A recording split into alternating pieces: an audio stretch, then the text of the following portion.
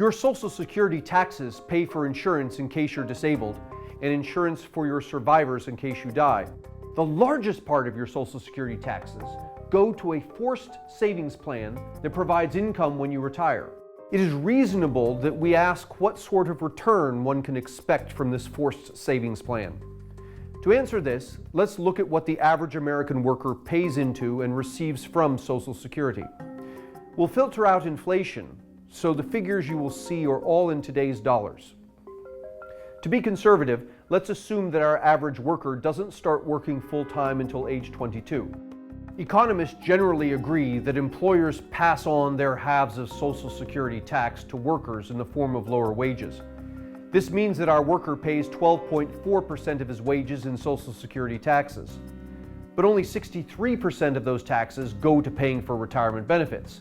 So the total amount of Social Security tax the worker can expect to pay toward his retirement is just over $216,000 in today's dollars. Our average worker can expect to pay that amount from age 22 to age 66. According to the Social Security Administration, our worker can expect to receive retirement benefits of almost $25,000 per year in today's dollars, starting at age 67. The average 22-year-old can expect to live to age 78, so he can expect to receive just under $300,000 in retirement benefits. Now, to evaluate Social Security as a retirement plan, we combine the worker's expected Social Security tax payments and his expected Social Security retirement benefits. Our average worker pays $216,000 toward retirement, receives almost $300,000 in retirement benefits.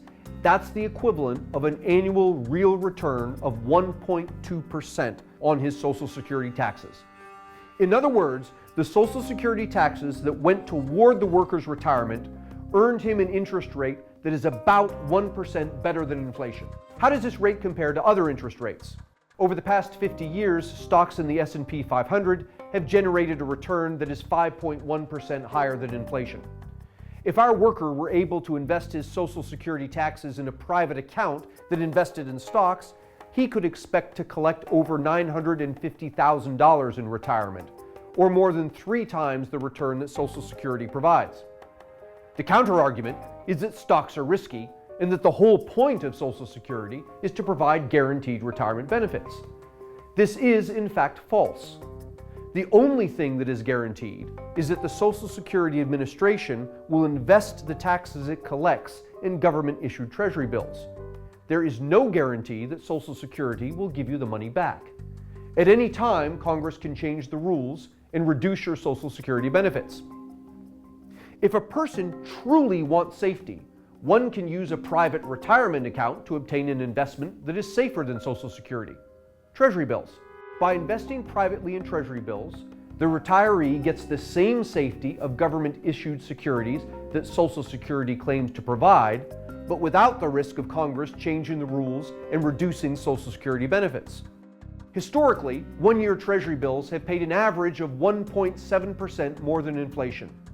If our worker were able to invest his Social Security taxes in a private account that invested in one-year Treasury bills, he could expect to collect more than $345,000 in retirement, or about 17% more than Social Security provides. Today, Social Security retirement benefits cost the federal government about $500 billion a year, and under current law, the program is projected to be insolvent within 25 years. If the government started a 20 or 30-year phase-out of Social Security today, the government could honor its obligations to current retirees, shut down a program that costs $500 billion a year, and allow Americans to transition to private accounts that would yield more safety and better returns than Social Security provides.